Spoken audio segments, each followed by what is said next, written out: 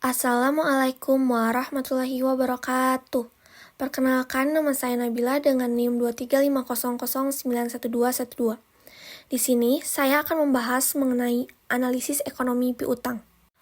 Baik, untuk pembahasan kali ini bisa dilihat ada piutang, investasi pada piutang, prinsip pemberian kredit, pengukuran efisiensi piutang, anggaran pengumpulan piutang, analisis kebijaksanaan, dan yang terakhir ada contoh soal. Baik, yang pertama ada pentingnya memahami piutang. Apa sih itu piutang?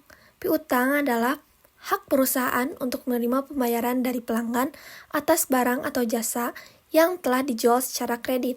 Selanjutnya, ada menginvestasikan dana pada piutang. Seperti yang kita ketahui, piutang merupakan aset lancar yang timbul dari penjualan kredit. Ketika perusahaan memberikan kredit secara tidak langsung, perusahaan menginvestasikan dana pada piutang tersebut. Investasi ini penting karena piutang dapat meningkatkan volume penjualan. Namun di sisi lain, piutang juga memiliki resiko seperti piutang macet. Oleh karena itu, perusahaan perlu merencanakan dan mengelola investasi pada piutang dengan baik. Beberapa faktor yang mempengaruhi besarnya investasi pada piutang, diantaranya besarnya volume penjualan kredit. Semakin besar volume penjualan kredit, semakin besar investasi pada piutang. Lalu ada syarat pembayaran. Jangka waktu kredit yang lebih panjang akan meningkatkan investasi pada piutang. Plafon kredit. Plafon kredit yang lebih tinggi untuk pelanggan akan meningkatkan investasi pada piutang. Lalu kebiasaan pembayaran pelanggan. Pelanggan yang membayar tepat waktu akan mengurangi investasi pada piutang. Yang terakhir, ada kebijakan dalam pengumpulan piutang. Kebijakan yang ketat dalam penagihan akan mengurangi investasi pada piutang. Prinsip pemberian kredit 5C. Yang pertama, ada karakter. Menilai karakter calon pelanggan, apakah mereka memiliki integritas dan komitmen untuk membayar utang. Yang kedua, ada capacity. Menilai kemampuan calon pelanggan dalam mengelola usahanya dan kemampuan mereka dalam membayar utang. Yang ketiga, ada capital. Menilai kondisi kekayaan yang dimiliki oleh calon pelanggan. Yang keempat, ada collateral. Menilai jaminan yang mungkin bisa disita jika calon pelanggan tidak dapat memenuhi kewajibannya. Dan yang kelima, ada condition. Menilai kondisi ekonomi yang sedang dihadapi oleh calon pelanggan dan prospek usahanya. Pengukuran efisiensi piutang. Efisiensi piutang menunjukkan seberapa cepat piutang dibayar. Ada dua ukuran utama untuk menilai efisiensi piutang. Yang pertama, ada tingkat perputaran piutang atau receivable turnover dapat diketahui dengan cara membagi penjualan kredit dengan jumlah rata-rata piutang. Sedangkan yang kedua, ada periode terikatnya dana dalam piutang atau periode pengumpulan piutang. Average collection period dapat dihitung dengan rumus sebagai berikut. Lalu ada anggaran pengumpulan piutang. Anggaran pengumpulan piutang merupakan rencana penerimaan kas dari piutang. Anggaran ini penting untuk membantu perusahaan dalam memprediksi arus kas dan merencanakan kebutuhan dana. Anggaran pengumpulan piutang dapat disusun berdasarkan anggaran penjualan kredit dan kebiasaan pembayaran pelanggan. Analisis kebijakan piutang. Analisis kebijakan piutang bertujuan untuk menilai apakah kebijakan pemberian kredit yang diterapkan oleh perusahaan menguntungkan atau tidak. Dalam analisis ini, kita perlu membandingkan antara manfaat yang diperoleh dengan pengorbanan yang ditanggung perusahaan. Manfaat yang diperoleh dari kebijakan kredit adalah peningkatan volume penjualan dan laba. Pengorbanan yang ditanggung adalah biaya dana dan resiko piutang macet.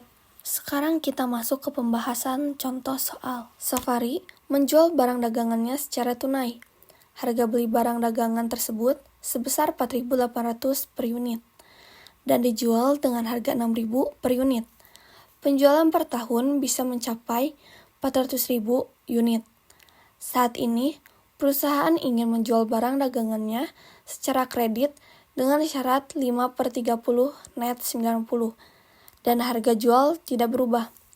Dengan penjualan kredit, diperkirakan penjualan bisa mencapai 600.000 unit per tahun dan diperkirakan pelanggan yang akan memanfaatkan masa diskon sebanyak 50%, sedangkan sisanya akan membayar dalam jangka waktu 90 hari. Biaya modal 21% per tahun. Sekarang kita diminta untuk mencari rata-rata pembayaran piutang, rata-rata piutang bila penjualan dilakukan secara kredit, rata-rata dana yang diperlukan untuk membelanjai piutang, lalu diskon yang diberikan kepada pelanggan, Lalu biaya modal yang ditanggung oleh perusahaan dari dana yang tertanam pada piutang, lalu tambahan keuntungan yang diperoleh kalau beralih ke penjualan kredit. Dan apakah perusahaan sebaiknya beralih ke penjualan kredit? Yang pertama, kita akan mencari rata-rata pembayaran piutang. Cara mencari rata-rata pembayaran piutang yaitu presentase pelanggan bayar dikali 30 hari ditambah presentase pelanggan bayar dikali 90 hari. Perhitungannya seperti berikut, 50% dikali 30 hari ditambah 50% dikali 90 hari sama dengan 60 hari, dan perputaran piutangnya 360 dibagi 60 sama dengan 6 kali. Selanjutnya mencari rata-rata piutang bila penjualan dilakukan secara kredit. Rata-rata piutang rumusnya jumlah penjualan kredit dikali harga jual. Setelah itu, harga jual dibagi perputaran piutang. Perhitungannya seperti berikut. 600.000 dikali 6.000 sama dengan 3.600.000.000. Lalu, 3.600.000.000 dibagi 6 sama dengan 600 juta. Untuk mencari rata-rata dana untuk investasi piutang, yaitu piutang rata-rata dikali harga beli dan harga jual. Perhitungannya 600 juta dikali 4.800 dibagi 6.000 sama dengan 480 juta. Untuk diskon yang diberikan, tinggal 5% dikali 50% dikali 3.600.000.000 sama dengan 90 juta. Untuk mencari biaya modal yang ditanggung, yaitu biaya modal dikali rata-rata dana untuk investasi piutang. Perhitungannya yaitu 21% dikali 480 juta sama dengan 100.800.000. Untuk yang F, tambahan keuntungan dengan penjualan kredit. Tinggal 600.000 dikurang 400.000 dikali 6.000 dikurang 4.800 sama dengan 240 juta. Untuk yang G, tinggal dimasuk-masukin saja tambahan keuntungannya, tambahan biaya modal, lalu diskon yang diberikan. Nah, yang terakhir bisa disimpulkan, jadi sebaiknya perusahaan beralih ke penjualan kredit. Segitu saja pembahasan dari saya. Terima kasih atas perhatiannya.